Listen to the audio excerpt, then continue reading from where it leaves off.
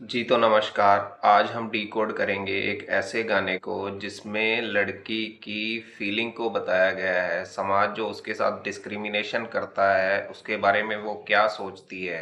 फिर वो जिस माँ से इतना प्यार करती है उस माँ को छोड़ के वो दूसरे घर चली जाती है और वहाँ पे जाके लड़की को अपने सपनों को सेक्रीफाइस करना पड़ता है। एक लड़की का आइडिया ऑफ लाइफ क्या है उसको लेखक ने बाखूबी कागज के ऊपर उतारा है। तो ये गाना है ऐसा देश। इसे लिखा है राज रंजोत जी ने और इसे गाया है सुनंदा शर्मा जी ने। जिथे कोई मैड़ी सोच ना मेरे जिस्म नु देखे। देखो, समाज में लड़कियों के साथ डिस्क्रिमिनेशन होता है और कई बार ये चीज हमारे सामने आती है वायरल वीडियोस के रूप में। हम देखते हैं कि फॉरेन टूरिस्ट लड़कियों को यहाँ के लड़के तंग करते हैं, कमेंट पास करते हैं और उनको अनकंफर्टेबल फील कराते हैं। इसी तरीके से असम की वायरल वीडियो भी सबने देखी है जिसमें एक लड़की को बिना कपड़ों के सबके सामने परेड कराया गया। अब माना जाता है कि ऐसे इंसिडेंट समाज में बहुत कम होते हैं, लेकिन एक लड़की को सिर्फ नजरों से देख के ही अनकंफर्टेबल कर दिया जाता है। ऐसी चीजें हर लड़की के साथ हर रोज होती हैं। तो इस लाइन में सुनंदा जी यही बोल रही हैं कि ऐसी जगह यहाँ पे कोई भी मैली सोच मेरे जिस्म को ना देखे।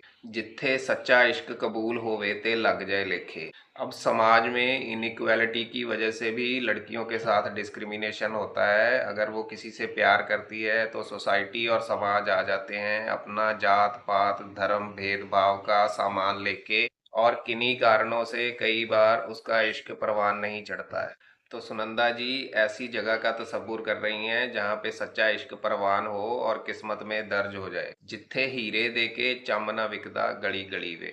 अब इसी सोसाइटी में फिजिकल प्लेजर के लिए लड़कियों को खरीदा और बेचा भी जाता है। और इससे उल्टा काम भी होता है। कई माँ बाप लड़कों की शादी के लिए लड़की वालों से दहेज की डिमांड करते हैं। तो ये दोनों चीजें इक्वली गलत हैं।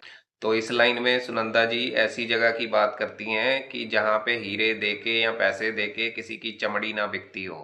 कित्थे बचपन वाली तितली उड़ गई फड़ी फड़ी वे।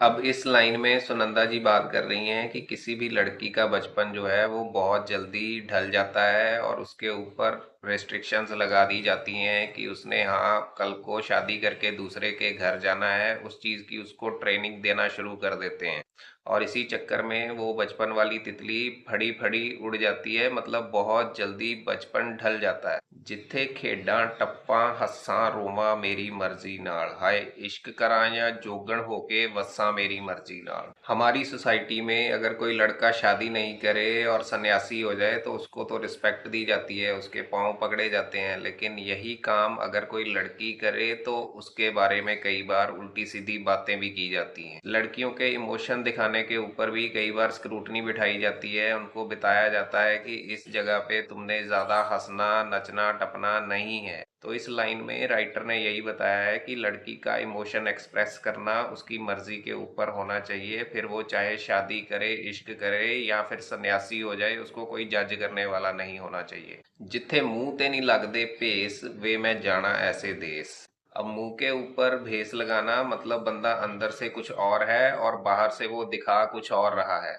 अब ऐसा समाज में बहुत होता है कि बंदा रिश्ता बनाने से पहले तो कुछ और दिखाता है अपने आप को, लेकिन वो बाद में कुछ और ही निकलता है। और मैट्रिमोनियल वेबसाइट्स के ऊपर तो बंदा कई बार बाद में फ्रॉड भी निकल जाता है।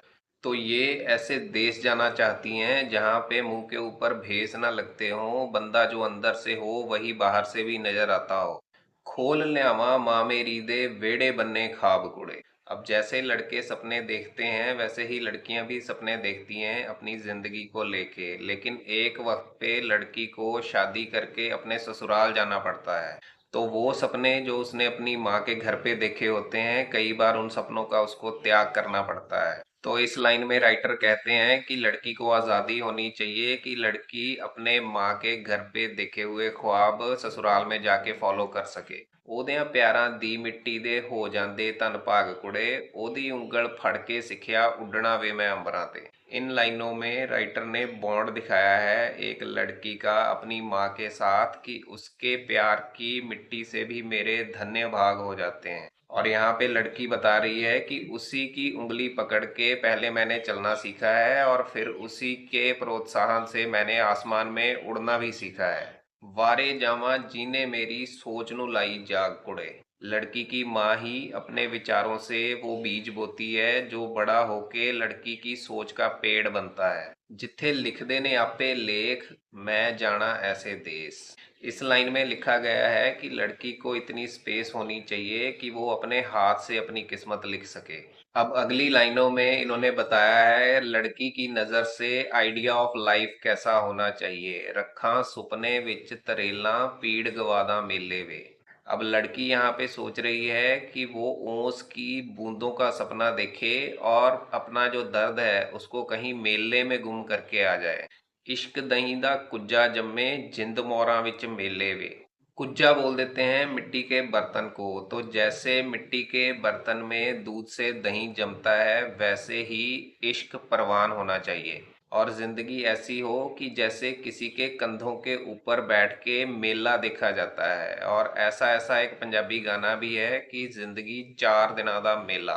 कोई कहानी चरखे कत्ता मुक पवे विच गलियां दे। अब जैसे धागा बुना जाता है चरखे के ऊपर और फिर वो धागा हिस्सा बनता है किसी कपड़े का और फिर वो परवान चढ़ता है किसी का लिबास बन के। तो उसी की रेफरेंस से लिखा गया है कि अगर मैं चरखे के ऊपर कोई कहानी बुनूं तो वो गलियों में जाके परवान चढ़ जाए, मतलब वो असलियत हो जाए। अब इसका क्रक्स हम ऐसे भी समझ सकते हैं कि लड़की को कोई भी चॉइस अपनी फॉलो करने की पूरी फ्रीडम होनी चाहिए और सोसाइटी की कोई भी ऐसी वैसी रिस्ट्रिक्शन बिना मतलब की उसके ऊपर नहीं होनी चाहिए। नित कोई फुल खिड़दा होवे चा दे जंगल बेले वे। अब जैसे जंगल में नए नए फूल खिलते हैं रोज, वैसे ही सुनंदा जी बोल रही हैं कि मेरे अंदर भी नए नए चाव रोज खिलें और मैं रात को सपने का खेस ओढ़ के सो जाऊं। लास्ट की लाइनों में अपने आप से लड़की बात कर रही है कि चलो मैं तुम्हें दिखाऊं कि हवा के रंग कैसे होते हैं, आसमान से कैसे बात करते हैं, पानी का शोर कैसा होता है और पत्थरों की नदी कैसी होती है।